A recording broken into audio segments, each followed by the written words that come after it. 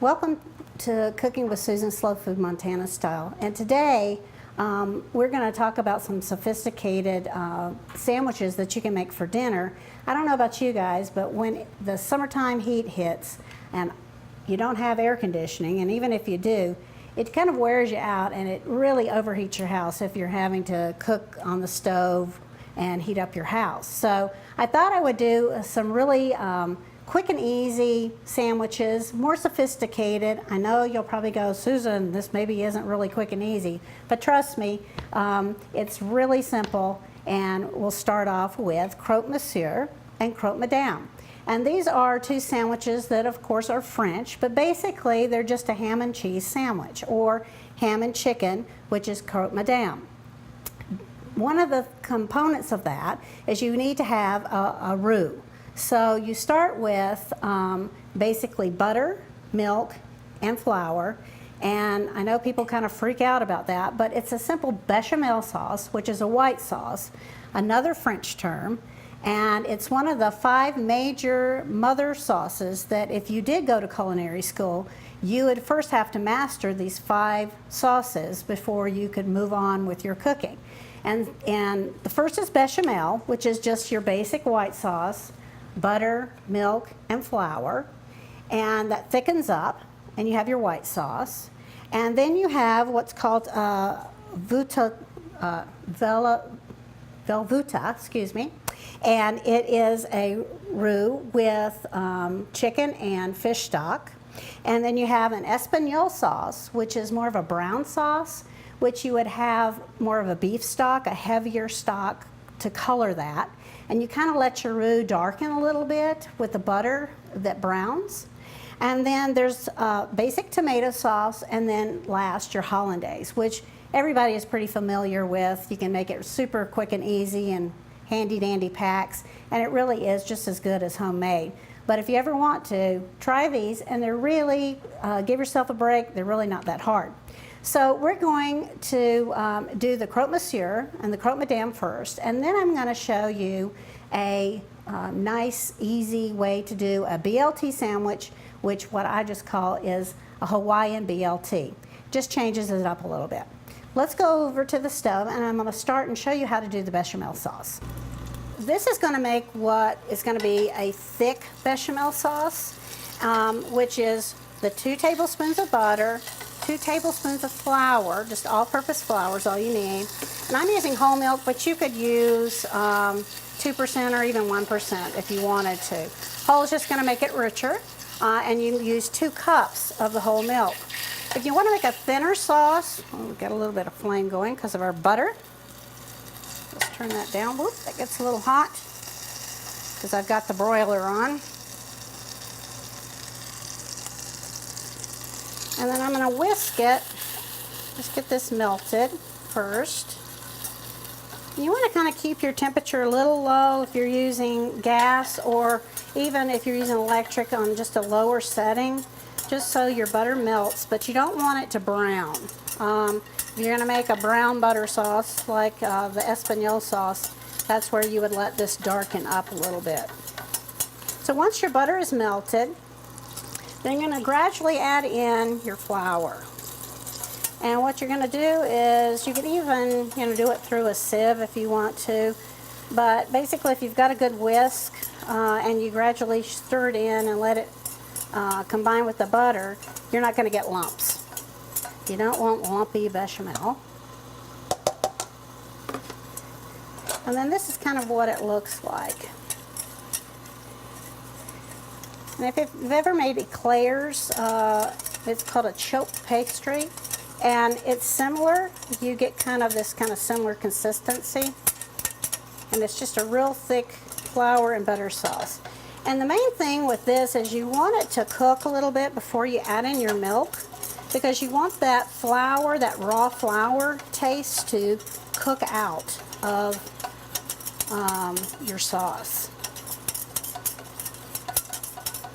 And you can see the butter kind of is got real bubbles on the side, and that kind of gives you some good indication that it's really cooking that flour.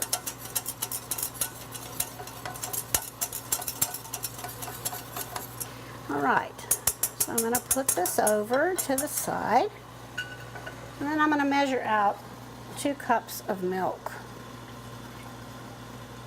Now, if you inadvertently go, well, I forgot what Susan said to make each different sauce. Like a thin sauce, you'd use a tablespoon of butter, a tablespoon of flour, and a cup of milk. And then you kind of varying degrees of the sauce you add up from that. But if you don't and you go, oh my gosh, my sauce is really getting too thick, just add more milk and a touch of butter. And that sometimes can just get you to the right consistency that you want, because it's amazing how this thickens up.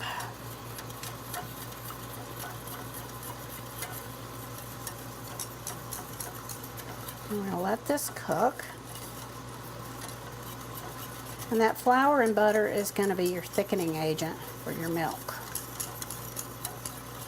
And you can use this sauce for all sorts of things. So if you master this sauce, you can then throw in, say, cheddar cheese to this and pour it over pasta, and you've got mac and cheese, and your family will go, wow, this isn't Kraft, and you'll say, no, it's not. Look at me, I made a white sauce. And basically that's all it is. So there's my 2nd cup of milk. And I'll turn this up a little bit. We want it to get a little bit cooking. And I can kind of feel in the bottom of the pan as I'm whisking that you can kind of feel it thickening up a little bit already.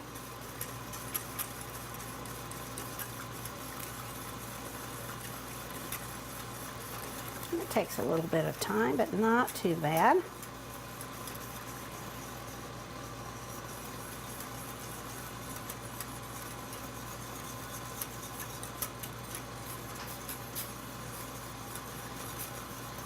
And if you think, oh heavens, my sauce is just not thickening up, just be patient and cook it a little bit more.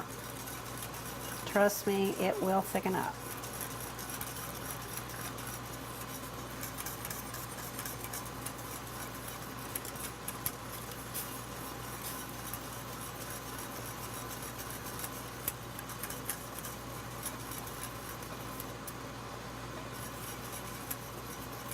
You want it to get to a little bit of a, almost a boil. And you can kind of see on the edge of the pan where the milk kind of is got a scald.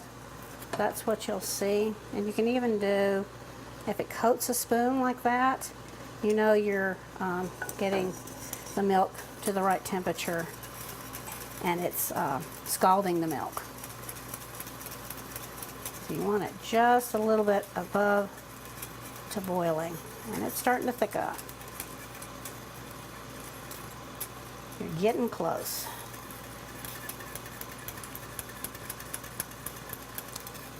A little bit of patience, but for time, I'm just going to speed it up a little bit with adding more heat. But be careful, because I really would stir this and keep an eye on it, because you don't want it to burn on the bottom of your pan. So I know I've made the bechamel sauce in this little pan of mine before, but if you're not quite sure, use a heavy bottom pan so that the heat gets distributed more evenly. And it would be the same thing if you were making a cooked custard as well. You'd want a pan that really gives you an even cooking temperature across the bottom of your pan for heat distribution. Okay, this is thickening up. I hope you can see that. It's getting there.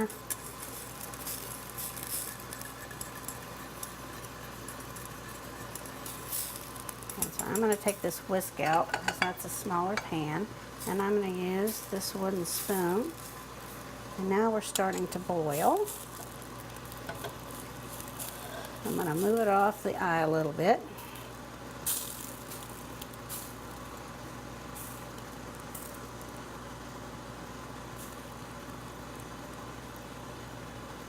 We want it to thicken up a little bit more.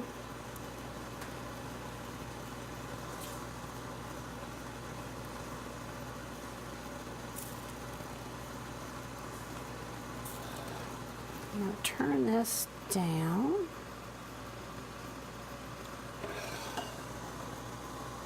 And let that continue to cook. And then to this, I'm going to season it with salt.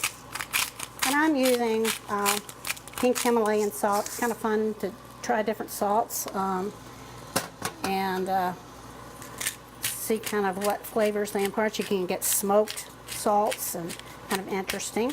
And then black pepper, or you can use white pepper in case you don't want to have any dark spots in your sauce.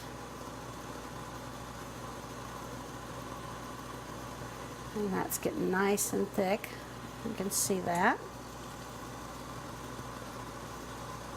And this makes quite a bit of sauce for the amount. So, you know, you could probably get away if you just have 2 or 3 people, you could probably get away with just doing the tablespoon of butter, a tablespoon of flour, and a cup of milk, and have plenty of bechamel. It's kind of fun to have some left over to put on other things. And I kind of let that cook down and in there. And then a really unique flavor to add is nutmeg to your bechamel. And this is fresh nutmeg. I prefer it to anything else. And I put quite a bit in it because I like that little bit of bite. And then this is just a nutmeg grinder, and it has a nice little convenient little storage compartment for your nutmeg. And get that stirred in. And now you see how this is really thickening up.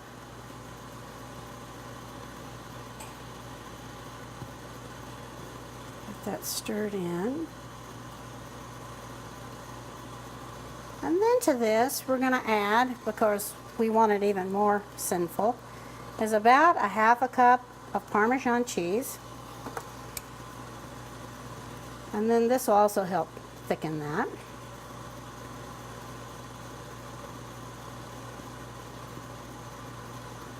Stir that in, let it kind of melt.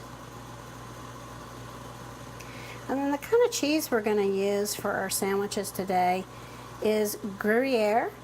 You can use, it's called Emulator. It's a Swiss cheese as well that is very close to Gruyere, and or just basically Swiss cheese. The differences in Gruyere is price.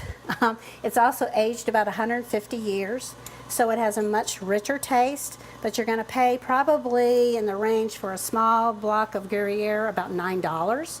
So it's not something that it's going to be for special occasions that you would use that. And the Emulator is cheaper. You get a little bit more. And it actually has holes kind of more like Swiss cheese, and it is definitely from Switzerland. It'll cost you roughly around $7, so a couple dollars less, and you get the same taste. And if you really don't want to spend any of that kind of money, simply Swiss cheese works just great. So don't worry about it if you can't find it or don't want to spend that kind of money. So to this, I'm going to then add some Gruyere.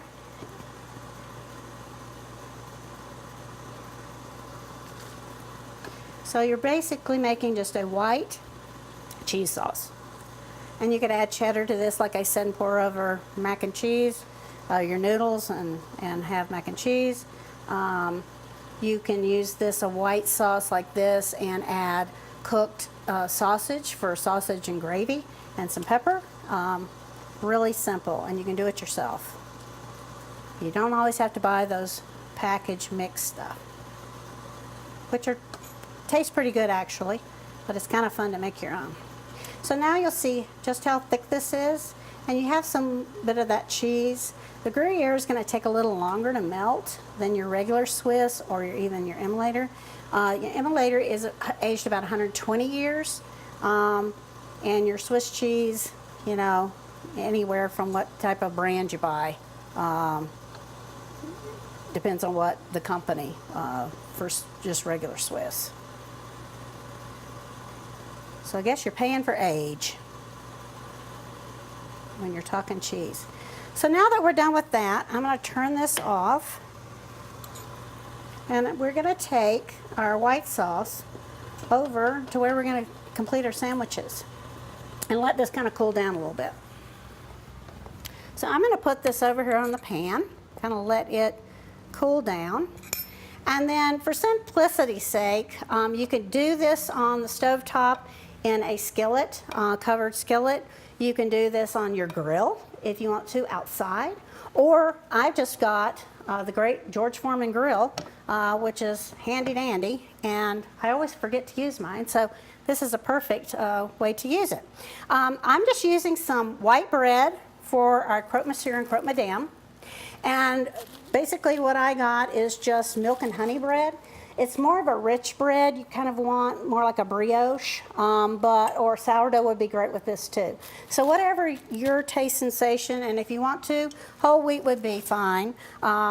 We're just going to do kind of more sophisticated, more along the French brioche. So we kind of want to have like a grill cheese sandwich. I'm going to just layer on some Swiss, regular Swiss. Now this is the milliliter, and it looks like this in your package. Good all white and red for the Swiss flag. You could add some of this in, and this is the Gruyere. This takes a little bit longer to melt, like I said, but I'm just going to lay a couple of this. This is the Croque-Monsieur, and you can use any type of ham.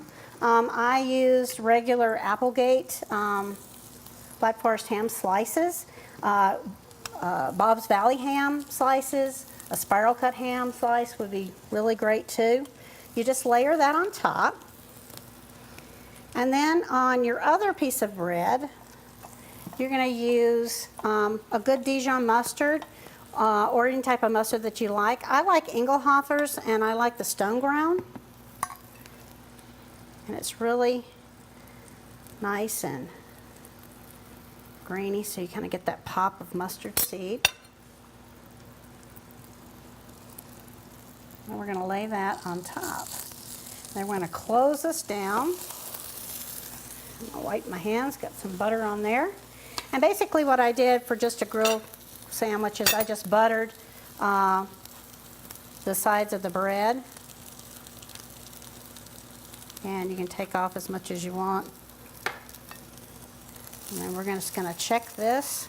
And what's nice about using the George Foreman grill is the fact that you get both top and bottom at once.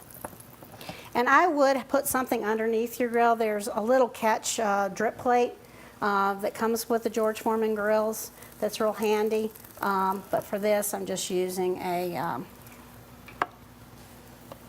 cutting board. Works just great. And you can slide a plate under there as well. So we're going to let this be on here. And then I'm going to just go ahead and symbol the difference in a Croque-Madame. Same type of bread. For this, it's chicken instead of ham. The Croque-Monsieur is ham and Swiss or Gruyere. And I'm going to use just this honey mustard. And I'm going to do both sides. A little change of pace. And just, cook a chicken breast and slice that thin. And for this, I'm using the same just type of Applegate. It's a more natural, organic lunch meat. And it has really good taste and really good flavor for a sandwich meat. I'm going to load it on here. Again, we're going to put our cheese on. Use a little bit of all the different kinds if you want.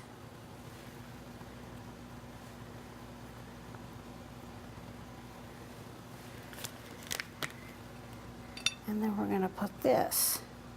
And you think, well, is that all that the difference is between the two names? Well, no, that's not. I'll show you a little trick for the Croque-Madame. It's a little bit different. Now look how pretty that is.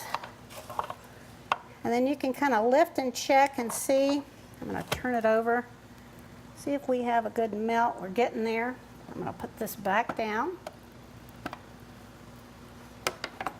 You might be able to regulate your temperature a little bit better to melt your cheese a little bit faster if you do it in a stovetop skillet, or even you could do it open-faced and let your broiler melt that cheese quicker. But like I'm saying, we'll try to diminish as much heat as you're producing in an oven when you're cooking when it's hot outside.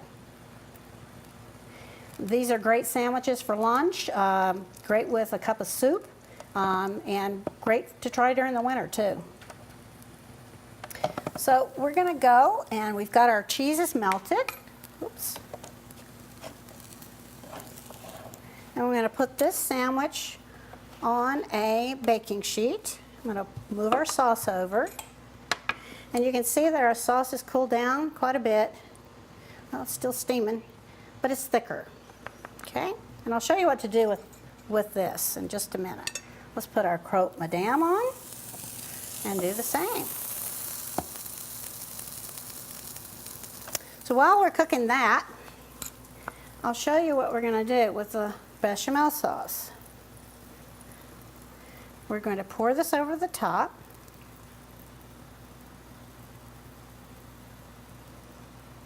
Of your sandwich.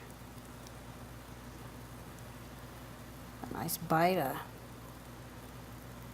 nutmeg. Out of the way so you can kind of hopefully see what I'm doing. And you just layer it on. And don't mind if it drips off the side.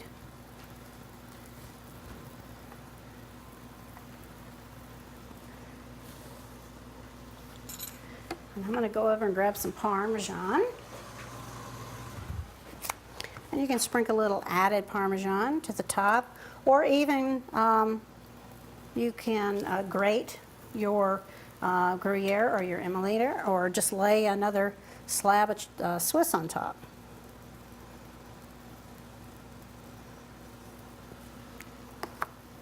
Let's check on our Croque-Madame. We're getting there as well. Let's flip this. Let that cook just a little bit more. And then what we're going to do is we'll do the same thing with the Croque-Madame that we did with the Croque-Monsieurs. We're going to lay that bechamel sauce on top. We're going to layer the cheese on top, and then we're going to pop it under the broiler real quick and let that kind of heat up and get a little bubbly.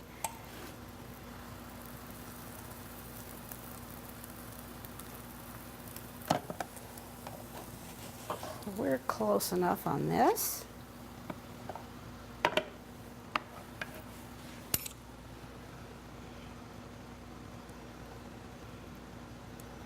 So basically these are fancy grilled cheese and ham and chicken sandwiches.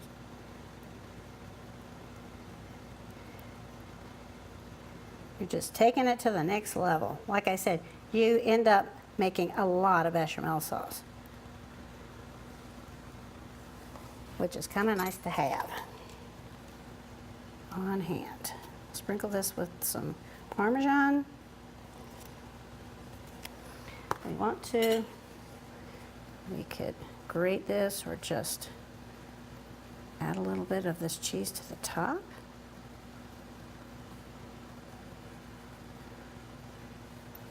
And then we're going to take our pan and we're going to put it in under the broiler.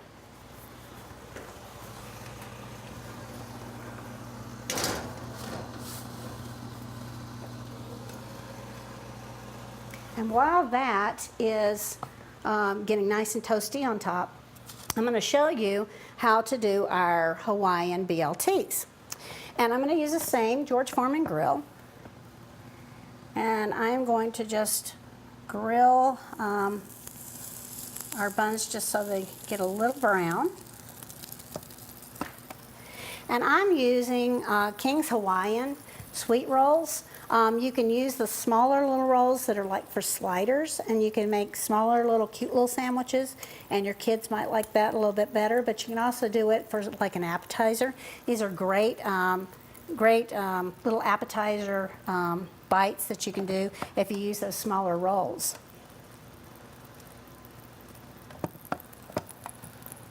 This shouldn't take too long. That's good enough. down. Put that off to the side. And then we're going to take some fresh pineapple and we're going to lay that on our grill.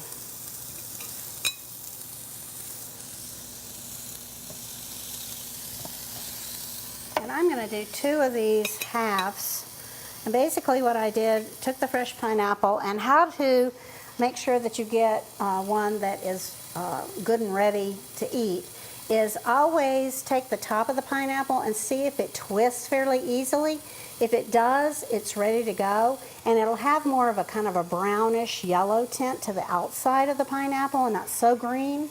You can even flip it over on the bottom of the pineapple. Sometimes you'll get a real strong smell of that pineapple smell, and that's kind of telling you it's really ripe and ready to go. But what I did was I cut, twisted off the top, I cut both ends off, and then I took a sharp knife and turned it up kind of like it's a drum, and then cut off the peel on all sides, making sure that all of the little brown bits are taken off. And then I cut straight down on either side so that you don't get the core of the pineapple, since that's the tougher part, and then just sliced these into halves. And then take that other section that has the core still and cut off the rest of the good pineapple on that, and you can throw the core away. It's a real simple way to do pineapple. So what we want is we want some grill marks, and you could probably get darker grill marks. Use my fork here if you're using your grill outside.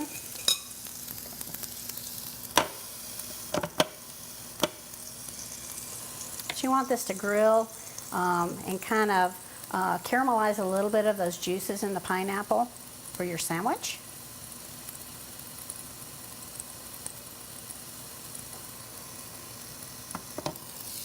Depending on how dark you want them. And then you may want your bread toasted a little bit more.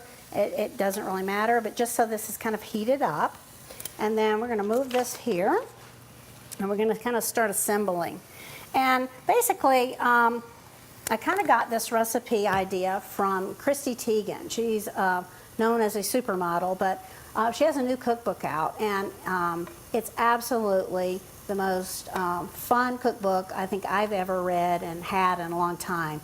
She's very down to earth. She has a great sense of humor. Anybody that says stovetop stuffing is still the best stuffing in the world, wins my favor. So she is very down to earth, and she has a lot of recipes that are very simple and easy to fix. And this was kind of a take on one of her sandwiches, but I'm going to change it up. And I added some mayo to some avocado that I mashed up, and that's what we're going to use as our spread.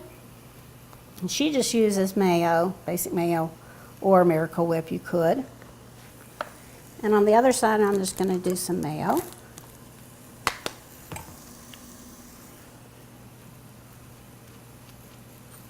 Spread that on your bread. And then it's a basic BLT. So your lettuce. And I'm using some romaine.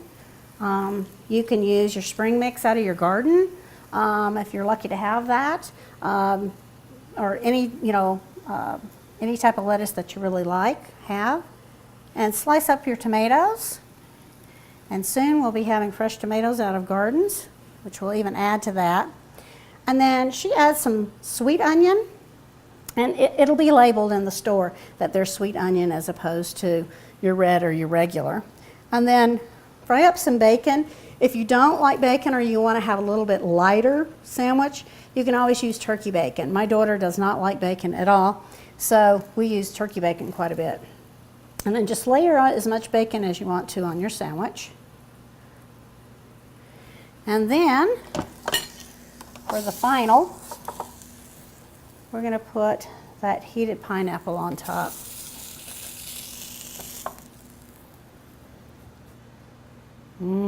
Looks good. Get this out of the way.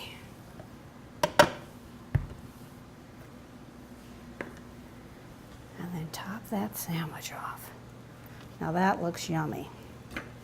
So what you can do, just for serving, hopefully not make too much of a mess, And each side will have that slice of pineapple. And of course it's going to be a little bit messy to eat, as every good sandwich should be.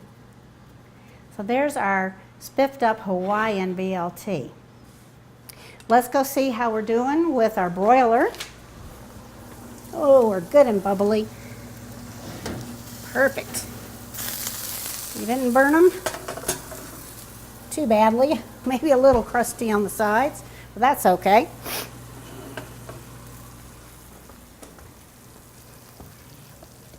They look good to me. Definitely not going to complain. It's just kind of the cheese is melted. And I got to remind myself, this is the Croque-Madame.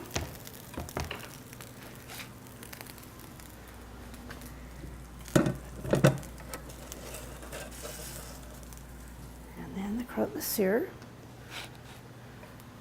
And what you can do is you can also do these like for appetizers. So I'm going to turn this a little bit and cut these, and then you can always cut them into, do that cheese and that ham. You can cut them again so you have little fours, and then that can be your serving for an appetizer. But there's your Croque-Monsieur. Nice and hot and bubbly. And normally I would suggest you eat these with a fork and a knife, and a little bit easier because of this hot cheese. And then for our Croque-Madame, I did a couple of fried eggs, and you lay a fried or a poached egg on the Croque-Madame, and that's what's a little bit different from your Croque-Monsieur, and adds a little bit extra richness to your already very rich sandwich. Move this around, and add our Croque-Madame to the plate. Now, what I like to serve with this is just a simple salad. And I just have a mixed salad, just with some carrots, and actually just grabbed a packaged salad. It's a lot easier and a lot less hassle and work for you. And just probably a light vinaigrette. I'm using a raspberry walnut dressing. And just douse your salad really good and mix that up. And then, you know, your family or your friends who are eating can add extra dressing if they like, or it's already prepared for them. Now to finish these off, so they look really fabulous, you can add a little dash of hot sauce to your egg. And I just used a cayenne hot sauce. A little bit of chives on top of the Croque-Madame. And of course, if you know Julia Child, she loved parsley. So anything she ever made, she had to douse it with parsley. So I'm going to pay tribute to her today and add some parsley to our Croque-Monsieur. For our drink, for summertime, it's always nice to have something light and crisp to drink. Try a rosé during the summertime when it's really hot out.